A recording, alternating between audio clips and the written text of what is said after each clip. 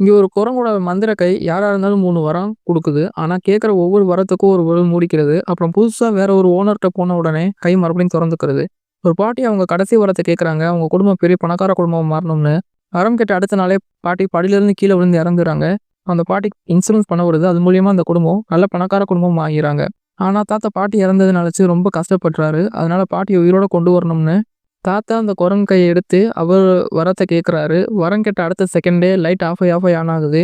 அப்புறம் அவர் wife voice பாட்டி உயிரோட வந்துட்டாங்கன்னு நெனச்சு வீட்ல ஒரு இடம் விடாம போய் தேடுறாரு. ஆனா அவங்க வாய்ஸ் மட்டும் தான் கேட்குது. அவங்கள காணோம். அன்னைக்கு அவர் வீட்ல வேல பார்த்துக்கிட்டு இருக்காரு. அப்படி வேல பார்த்துக்கிட்டு இருக்கும்போது பின்னாடி ஒரு பாக்ஸ் தானா மூடுது. அத பார்த்துக்கிட்டு இருக்கும்போதே பாட்டியோட ஆவி வந்துட்டு போகுது. அப்புறம் தாத்தா நெனைக்கிறாரு அவங்க ஒய்ஃப் உயிரோட வந்துட்டாங்கச்சு. அவங்க புதைச்ச இடத்த போய் தோண்ட ஆரம்பிக்கிறாரு. ஒரு நிமிஷம் மாரி பாட்டி உயிரோட வந்துட்டாங்க. ஆனா மனுஷியா இல்ல. பேயா. இது உங்களுக்கு புடிச்சிருந்தா சப்ஸ்கிரைப்